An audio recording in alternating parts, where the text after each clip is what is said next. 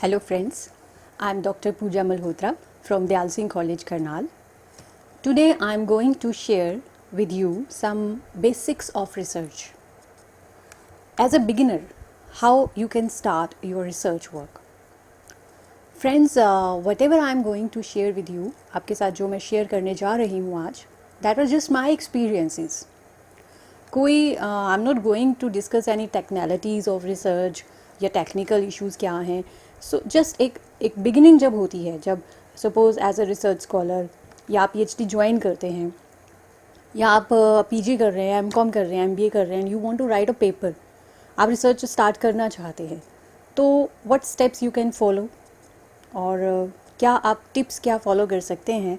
So I am going to discuss दो tips. So अगर आपको मेरा ये वीडियो पसंद आए तो आप इसको लाइक और शेयर कर सकते हैं. नहीं पसंद आए तो आप डिसलाइक भी कर सकते हैं as your wish. So let's start the topic. So to begin with what is research.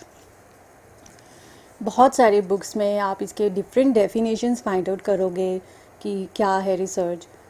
Research जो है बेसिकली 2 वर्ड से मिलके बना है, that is re and search. Re means again and again, दोबारा से.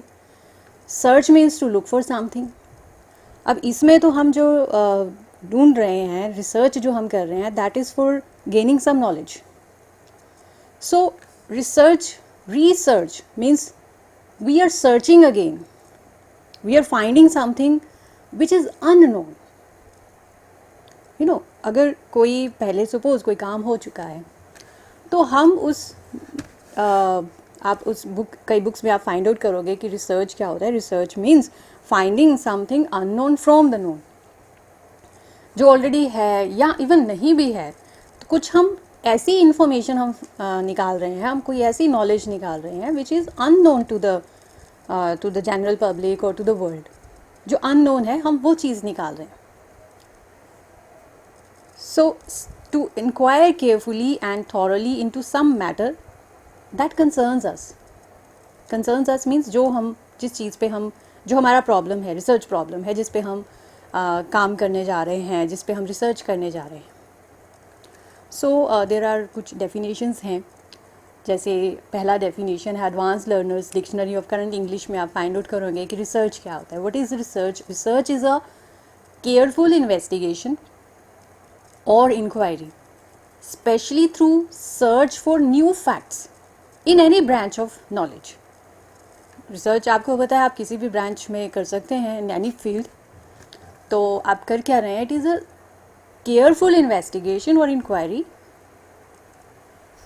Careful means कि it's not a when you are doing research, तो वो हम एक proper steps में करते हैं, कुछ systematic way होता है उसको करने का, and carefully we have to do it. And you are searching for new facts, something new. Another definition is by Clifford Woody की है, research comprises defining and redefining problems, formulating hypotheses or suggested solutions, collecting, organizing and evaluating data, making deductions and reaching conclusions, and at last carefully testing the conclusions to determine whether they fit the formulating hypothesis. इसमें steps आ गए कि आप करते क्या हैं. You start with with defining your problem, then you formulate hypothesis, या आपके जो भी आप find out करना चाहते हैं sorry, then collecting, organizing and evaluating the data, then finding out उसमें से जो आप data analysis करते हैं उसके आप conclusions निकालते हैं. So many definitions you will find. So basically research क्या होता है कि हम कुछ नया फाइंड आउट कर रहे हैं.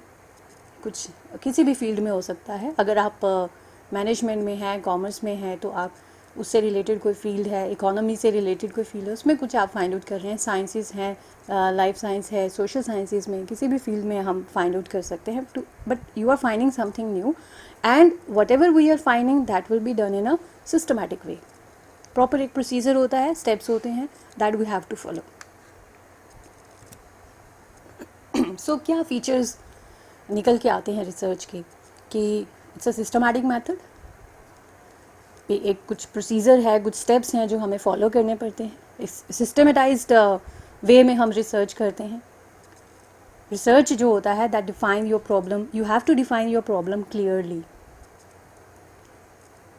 प्रॉब्लम हियर मीन्स कि आपका जो टॉपिक है, जो आप फाइंड आउट करना चाहते हैं, आप अपनी स्टडी के थ्रू क्या फाइंड आउट करना चाहते हो, या आप किस चीज़ का सोल्यूशन जो है वो फाइंड आउट करना चाहते हो, जिसके ऊपर आपकी रिसर्च जो है दैट इज़ बेस्ड अपॉन, जिसके ऊपर रिसर्च बेस्ड है आपकी.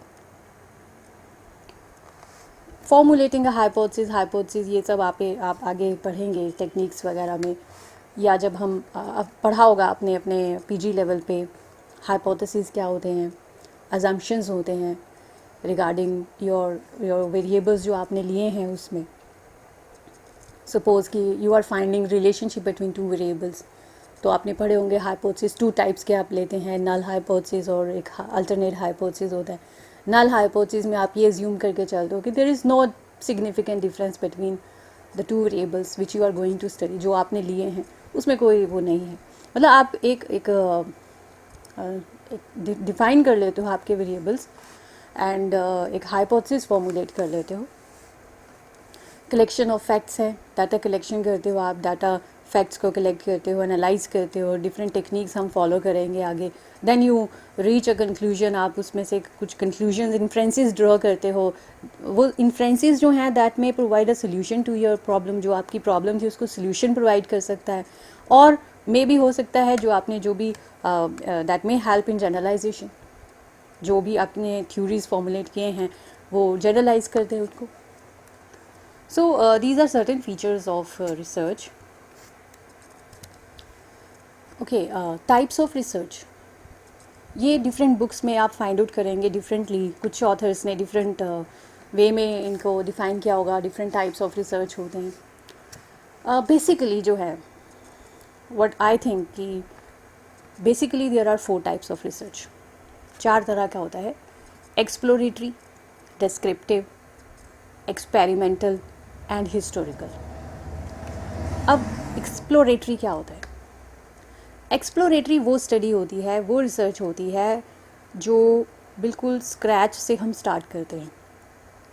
हमें कुछ नहीं पता, we don't have any literature, हमारे पास कोई लिटरेचर अवेलेबल नहीं है, पहले से कोई इस पे काम नहीं हुआ, कोई स्टडी नहीं हुई है. ओके, जैसे आजकल ये कोविड-19 है तो अब इसके ऊपर काम होना शुरू हो चुका है, बट टू बिगिन विद जब स्टार्ट हुआ तो उसके ऊपर लोगों ने काम करना शुरू किया कि ये क्या है, कैसे आया, उसके ऊपर आपने कुछ अपनी कुछ नॉलेज अप्लाई किया. तो कोई नया कॉन्सेप्ट, कोई आप नया चीज़ निकालते हैं, वो एक्सप्लोरेटरी है. ओके, सो कोई लिटरेचर अवेलेबल नहीं है, कोई स्टडी अवेलेबल नहीं है, तो जनरली जो हम सोशल साइंसेस वाले होते हैं तो वो एक्सप्लोरेटरी स्टडीज़ नहीं करते हैं. It may result into formulation of theory भी बन सकती है एंड में जाके, वही थ्योरी हम आगे यूज़ करते हैं फिर हमारे आगे के टाइप ऑफ स्टडीज़ में. तो एक्सप्लोरेटरी जनरली क्या है, इट्स एक्सप्लोरेटरी वो स्टडीज़ हैं जिनका कोई लिटरेचर अवेलेबल नहीं है. तो इसके लिए आप अगर मान लीजिए कोई किसी फील्ड में आप काम कर रहे हैं तो इसके लिए आप कुछ जर्नल कुछ भी अगर इसके ऊपर अवेलेबल है, कुछ जर्नल कंसेप्चुअल पेपर्स है, या आप एक्सपर्ट्स की हेल्प ले सकते हैं, जो भी उस फील्ड के एक्सपर्ट्स हैं उनसे आप हेल्प ले सकते हैं. मीन्स जनरली जो रियल लाइफ सिनेरियो की जो चीज़ें होती है ना वो इसके अंडर आती हैं. तो कोई भी जिसको भी इसके बारे में इंफॉर्मेशन है आप उससे हेल्प ले सकते हो. तो उसके बाद सेकंड आता है डिस्क्रिप्टिव, जो जनरली जो हमारे सोशल साइंसेस के हैं, कॉमर्स मैनेजमेंट वाले हैं, इकोनॉमिक्स वाले हैं, जनरली जो है हम डिस्क्रिप्टिव टाइप ऑफ स्टडीज़ करते हैं. डिस्क्रिप्टिव यानी describe, you are describing something. और इसमें होता है लिटरेचर अवेलेबल होता है, कुछ ऑलरेडी स्टडीज़ हो गई हैं, या कोई थ्योरी जो है वो डेवलप हो चुकी है, उसको अब सपोज़ कि वो जापान में कोई थ्योरी बनी, उस थ्योरी को अब हम ये देख रहे हैं कि whether it is applicable on India, क्या वो इंडिया के ऊपर एप्लीकेबल है. जैसे स्ट्रेस मैनेजमेंट है, तो स्ट्रेस मैनेजमेंट के ऊपर अगर आप काम कर रहे हैं तो हो सकता है कि जापान में कोई वेरिएबल जो है या कोई थ्योरी बनी है स्ट्रेस मैनेजमेंट के ऊपर, तो उसको हम चेक कर सकते हैं, टेस्ट कर सकते हैं अपनी इंडियन पॉपुलेशन के ऊपर. सो मीन्स कि इसमें आपके पास अवेलेबल है लिटरेचर, आप अपने जो ऑब्जेक्टिव्स फ्रेम आउट कर रहे हैं वो लिटरेचर के थ्रू कर रहे हैं, या फिर कोई करंट जो सिनेरियोज चल रहे हैं वो भी आप कंसीडर कर सकते हैं। तो मीन्स इसमें कुछ अवेलेबल है, आपके पास स्टडीज़ अवेलेबल है। Then comes experimental. जनरली जो साइंटिफिक होती हैं स्टडीज़ साइंसेस में, वो एक्सपेरिमेंटल होती हैं, एक्सपेरिमेंटल बेस्ड। सपोज़ किसी ड्रग का आपको इफ़ेक्टिवनेस देखनी है, चेक करनी है, तो उसके लिए तो आपको एक्चुअली प्रैक्टिकली वो चेक करना पड़ेगा ना, सैंपल लेना पड़ेगा और उसके फिर आपको कुछ उसको अप्लाई करके ड्रग दे के फिर आपको देखना पड़ेगा बिफोर एंड आफ्टर स्टडी, इस तरीके से आपको स्टडी करनी पड़ेगी। तो that is experimental, practical. More authentic results इसमें जो हैं वो आते हैं। Then comes historical. हिस्टोरिकल है जो ऑलरेडी जो हो चुका है, जैसे आपने पढ़ा होगा हिस्ट्री में होता है, आर्कियोलॉजिकल डिपार्टमेंट है, वो जो हिस्ट्री में जो इवेंट्स हो चुके हैं उनको स्टडी कर रहे हैं, ये हिस्टोरिकल रिसर्च में आता है। तो हमारे लिए जो एज अ सोशल साइंस का जो है मोस्टली जो स्टडीज़ होती हैं वो डिस्क्रिप्टिव टाइप की होती हैं। ओके, कुछ अब हम बात करते हैं कुछ सर्टेन स्टेप्स की, कि सपोज़ आप रिसर्च स्टार्ट करना चाहते हैं, आप एक पेपर ही लिखना चाहते हैं, तो स्टार्ट कैसे करें? सबसे पहले तो आपका क्या होगा, you will have to define what is your research problem. Okay, research problem पे भी पहले आपको ये देखना है कि मैं किस टॉपिक पे काम करूँ। ये बहुत एक क्रूशियल एक स्टेप होता है, सबके लिए है कि मैं काम करना चाहता हूँ, मैं रिसर्च करना चाहता हूँ, बट मैं किस टॉपिक पे काम करूँ। टॉपिक हमें डिसाइड नहीं हो पाता। मेरे पास कई बार मोस्ट ऑफ द टाइम मेरे पास ऐसे ही क्वेश्चंस आते हैं कि हम क्या टॉपिक लें रिसर्च का। तो देखिए, कुछ मैं आपको एग्जांपल्स दे देती हूँ। जनरली जो मैनेजमेंट और कॉमर्स वाले हैं, सबसे पहले तो देखिए आप अपना एरिया देखिए, एरिया ऑफ इंटरेस्ट क्या है, आप किस फील्ड में काम करना चाहते हैं। रियल लाइफ में भी, इकोनॉमी में जो आजकल एट प्रेजेंट जो चल रहा है, सपोज़ कोई आप एट प्रेजेंट सपोज़ जैसे अब कोविड-19 है, इसका इम्पैक्ट आप फाइंड आउट करना चाहते हो इकोनॉमी पे। इकोनॉमिक्स में भी आप अपना टॉपिक ले सकते हैं, इकोनॉमी पे क्या इफ़ेक्ट पड़ेगा इसका। अगर आप फाइनेंस की तरफ जाना चाहते हो तो इसका स्टॉक मार्केट पे क्या इफ़ेक्ट पड़ रहा है और क्या पड़ेगा, क्या अपॉर्चुनिटीज़ अवेलेबल हैं आफ्टर दिस कोविड-19, क्या डिफरेंट सेक्टर, कोई भी सेक्टर चूज़ करके आप उसका इम्पैक्ट फाइंड आउट कर सकते हैं। तो करंट सिनेरियोज़ आप देख सकते हैं क्या चल रहा है। कोई सपोज़ कोई बहुत बड़ा मर्जर हुआ है, अब जैसे बैंक्स का मर्जर हुआ है तो बैंक्स रह गए बहुत कम, इसके ऊपर आप स्टडी कर सकते हैं। तो बेसिकली एक मैनेजमेंट कॉमर्स वाले के पास क्या है, 3 एरियाज़ बेसिक होते हैं, फाइनेंस का, मार्केटिंग और HRM, ह्यूमन रिसोर्स। आप अपना इंटरेस्ट देखिए कि क्या है। फाइनेंस का है, मार्केटिंग में मेरा इंटरेस्ट है, HR में मेरा इंटरेस्ट है। तो जनरली जो होता है, generally most of the time जो मार्केटिंग और HR वाले होते हैं वो सर्वे बेस्ड स्टडीज़ होती हैं। ये तो आपने पढ़ा ही होगा कि 2 तरह की होती हैं स्टडीज़, जिसमें एक तो होता है प्राइमरी डाटा आप कलेक्ट करते हैं थ्रू सर्वेस, दूसरा होता है कि सेकेंडरी डाटा जिसमें आप सर्वे नहीं करते हैं, आप ऑलरेडी डाटा है उसको आपको एक्सेस करना है। और इनके अलावा आप कोई भी आप IT सेक्टर का भी कुछ भी ले सकते हो, टेक्नोलॉजी से रिलेटेड, और इंटरनेशनल बिजनेस, इकोनॉमिक्स का कोई टॉपिक या एनी अदर रिलेटेड टॉपिक आप इसमें कंसिडर कर सकते हो, कुछ मिक्स भी ले सकते हो इनका। अब क्या चीज़ हम कहाँ से फाइंड आउट करें टॉपिक? करंट मैंने आपको बता दिया, करंट सिनेरियो देख सकते हो। या आप क्या करते हो, अगर आप सपोज़ फाइनेंस का आपको कोई टॉपिक चूज़ करना है तो फाइनेंस के आप जर्नल्स देखिए। फाइनेंस के जो मोस्ट पॉपुलर जर्नल्स हैं, आप UGC की लिस्ट आप पकड़ सकते हैं।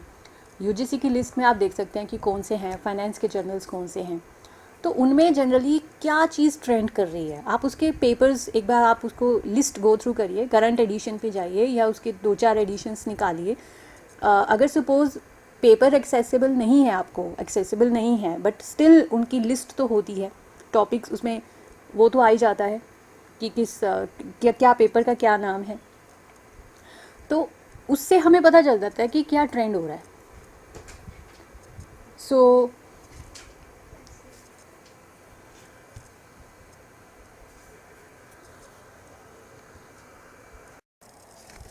सिमिलरली मार्केटिंग है, एचआर है, इनके आप जर्नल्स उठा के देख सकते हैं कि इनमें क्या ट्रेंडिंग क्या चल रहा है. तो जो भी ट्रेंडिंग इश्यूज़ हैं वो आप कंसिडर कर सकते हैं, वो आप ले सकते हैं उसके ऊपर. अगर हाँ, उसकी वाइबिलिटी चेक करनी पड़ेगी कि वेदर वो आप के लिए करने के लिए वाइबल भी है या नहीं है. मीन्स आप कर भी सकते हैं, आपके पास वो रिसोर्सेज अवेलेबल हैं, तो इन चीज़ों का आपको ध्यान रखना पड़ेगा. डाटा मुझे मिल जाएगा. अगर सपोज़ आप फाइनेंस में ही कोई काम कर रहे हैं, बैंक्स की स्टडी कर रहे हैं, तो क्या मेरे पास मुझे वो डाटा अवेलेबल भी हो जाएगा. तो ये सब चीज़ों का आपको ध्यान रखना है. सो ओके, जब आपने ये डिसाइड कर लिया है, टॉपिक आपने चूज़ कर लिया है, सपोज़ कि आप काम करना चाहते हैं स्ट्रेस मैनेजमेंट पे, फॉर एग्ज़ाम्पल आप स्ट्रेस मैनेजमेंट आपने डिसाइड कर लिया कि इस पे मैं काम करूँगा, कि इसमें ना ये बहुत ट्रेंडिंग है. तो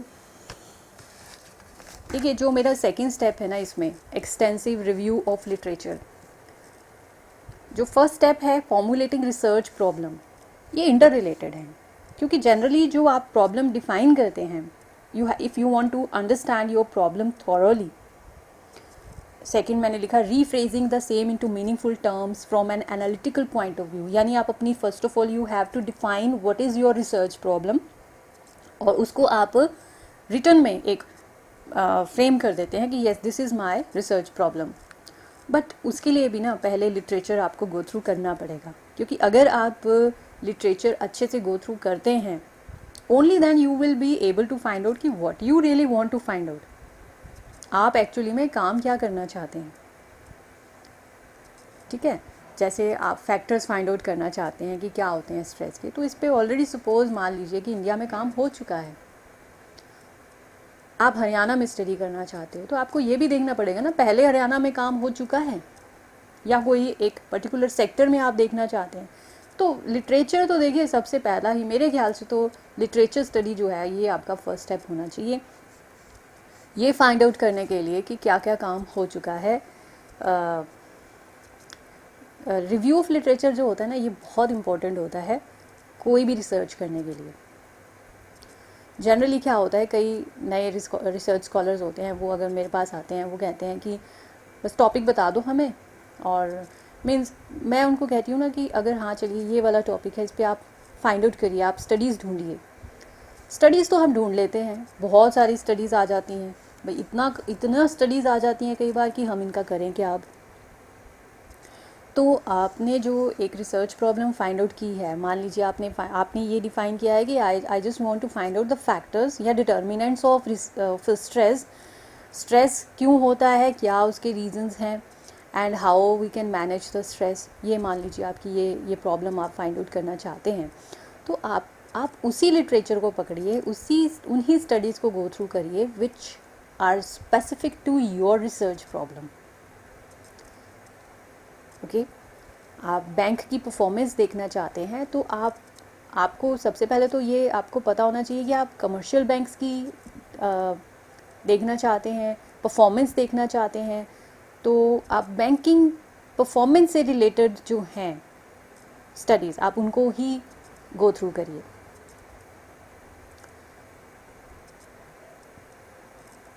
इरेलेवेंट जो स्टडीज़ हैं, जो आपके प्रॉब्लम को डिफ़ाइन नहीं कर रही हैं, आप उनको एक बार गो थ्रू करके देखिए कि नहीं, अगर ये रेलिवेंट नहीं है आप उसको छोड़ सकते हैं.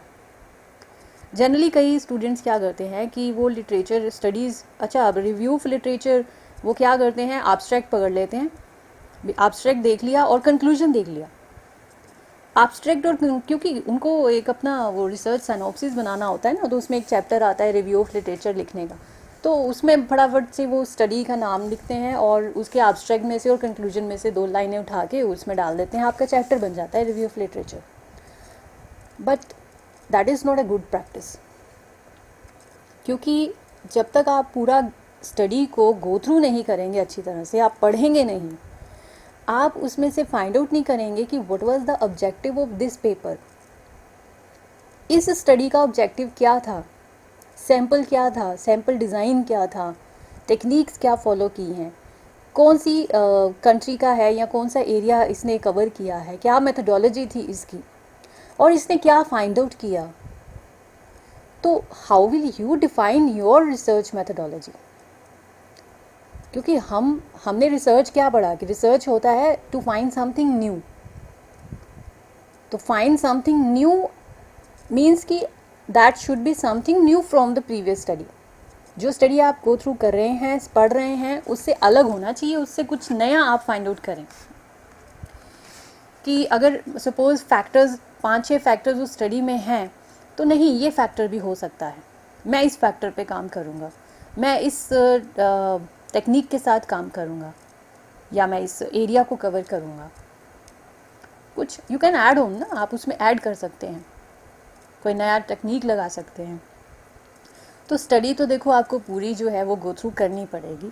तो इसके लिए मैं जो जनरली करती हूँ या मैंने किया अपने रिसर्च में, जब मैंने अपना पीएचडी किया तो मैंने इसका मैं टेबल बना लेती हूँ, मैं आपको दिखाती हूँ भी। जब आप रिव्यू करें तो आप इस तरह से एक टेबल बना सकते हैं। टेबल फॉर्म में क्या होगा कि आपके पास सारी एक तो स्टडीज़ आ जाएंगी, ओके, लाइक दिस।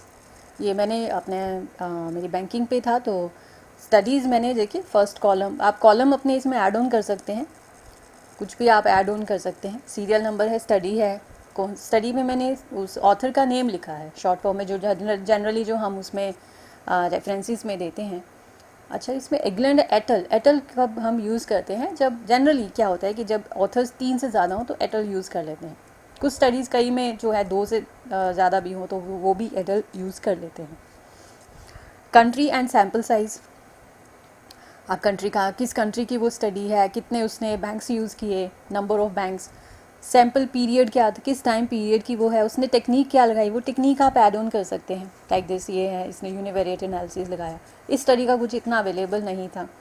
वेरिएबल्स कौन से, आप इसको और आगे क्लासीफाई कर सकते हो कि डिपेंडेंट, अगर सपोज आप रिग्रेशन लगा रहे हैं, आप कोई रिलेशनशिप फाइंड आउट कर रहे हैं बिटवीन वेरिएबल्स, तो डिपेंडेंट अलग कर सकते हैं उसका, इंडिपेंडेंट अलग कर सकते हैं।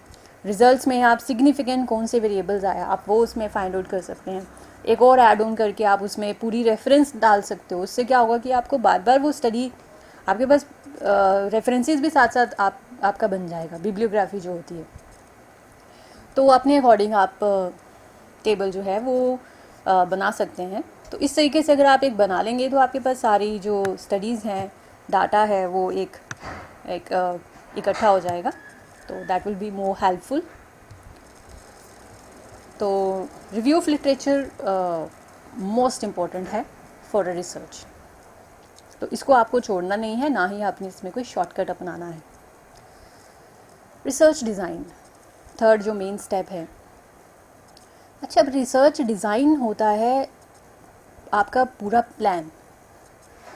आपने अपने रिसर्च की प्रॉब्लम निकाल लिया, आपने स्टडीज़ गो थ्रू कर लिया, अब आपने ऑब्जेक्टिव बना लिया, आपने अपने फाइंड आउट कर लिए कि what are the objectives of your study. Now how will you execute your research? एक स्ट्रक्चर्ड आपको एक डिज़ाइन बनाना है, एक प्लान बनाना है, क्या करना है, कैसे करना है, आपका सैम्पल क्या रहेगा, सैम्पल डिज़ाइन कैसा होगा, मेथड्स कौन से फॉलो करेंगे, और आपके हाइपोथेसिस क्या रहेंगे जो आप फ्रेम कर रहे हैं। सो मीन्स ये सारी चीज़ें इसमें मेथडोलॉजी हो गई एक तरीके से। मेथडोलॉजी मेथड्स हो जाते हैं, तो that is a part of research design. Methodology मतलब उसमें आप सिर्फ रिसर्च मेथड्स देख रहे हो कौन से हैं। डिज़ाइन में सब कुछ आ गया, प्रॉपर प्लान आ गया।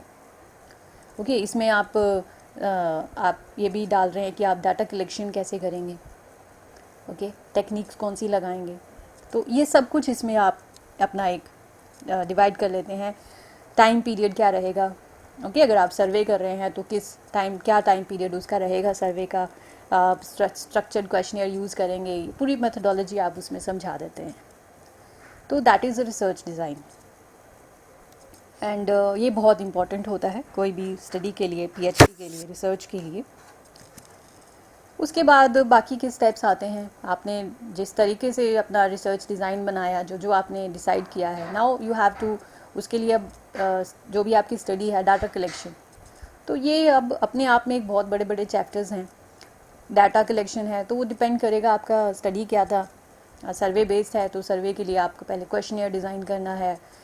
क्वेश्चनियर डिज़ाइन करके, उस क्वेश्चनियर डिज़ाइन करने के अपने अलग स्टेप्स हैं, क्योंकि क्वेश्चनियर डिज़ाइन करना इन इटसेल्फ वो भी एक बहुत बड़ा काम होता है। कईयों को तो 2-2 महीने लग जाते हैं एक प्लान, एक क्वेश्चनियर डिज़ाइन करने में, एक स्ट्रक्चर्ड वे में बनाने में। स्ट्रक्चर्ड भी ले सकते हैं, उठा सकते हैं आप कोई किसी स्टडी का जो पहले से ऑलरेडी एक एस्टैब्लिश्ड क्वेश्चनियर ले सकते हैं, या आप अपनी स्टडी के अकॉर्डिंग उठा सकते हैं, बना सकते हैं। सेकेंडरी स्टडी है आपकी, सेकेंडरी डाटा बेस्ड है, तो आपको डाटा जहाँ से आपको जिस भी साइट से लेना है वो आप ले सकते हो। कोई सॉफ्टवेयर यूज़ कर सकते हो डाटा कलेक्शन के लिए, जैसे प्रोवस आता है, उसमें कंपनीज़ का डाटा होता है, वो आप वहाँ से ले सकते हैं। डाटा एनालिसिस करना, जो आपने टेक्निक्स डिसाइड किए थे, अब आप उसको लगा रहे हैं, आप रिलेशनशिप फाइंड आउट कर रहे हैं अपने वेरिएबल्स के बीच में, कोरिलेशन या रिग्रेशन, जो भी आप लगा रहे हैं आगे, अनोवा या सेम लगा रहे हैं, तो वो सब आपका डाटा एनालिसिस।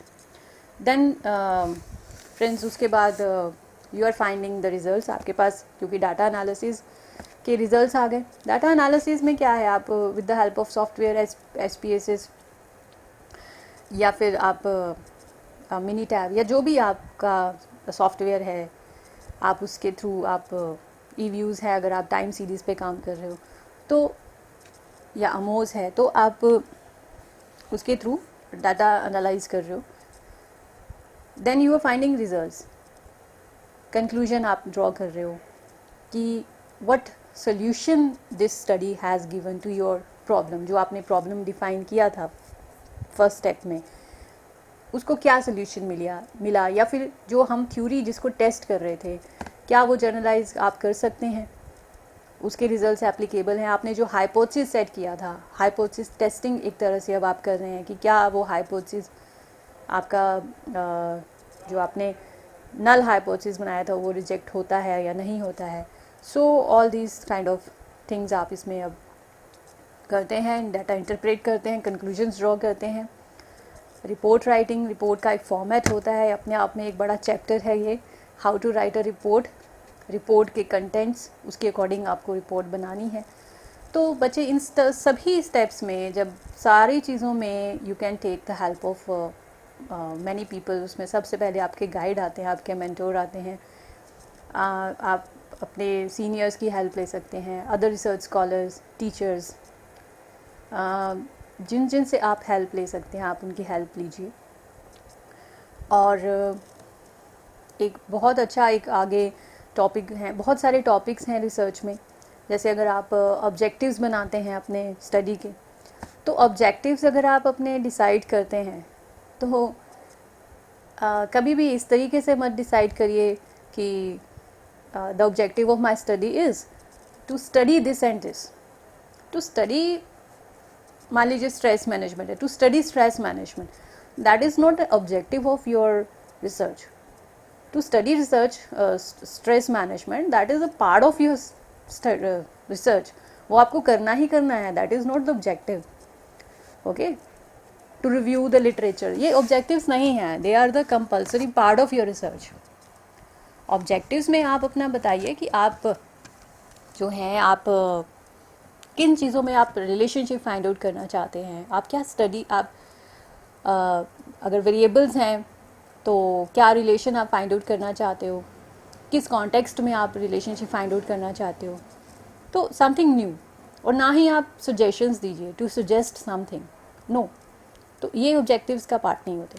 तो ऐसी और बहुत सारी बातें करेंगे रिसर्च के बारे में। आप मुझे मेल कर सकते हैं, मैंने अपना मेल ID भी इसमें दिया है, या कमेंट करके आप बता सकते हैं आपको वीडियो कैसा लगा, और नेक्स्ट आप किस टॉपिक पे जो है वो वीडियो चाहते हैं। So thank you guys, thank you very much, and all the very best.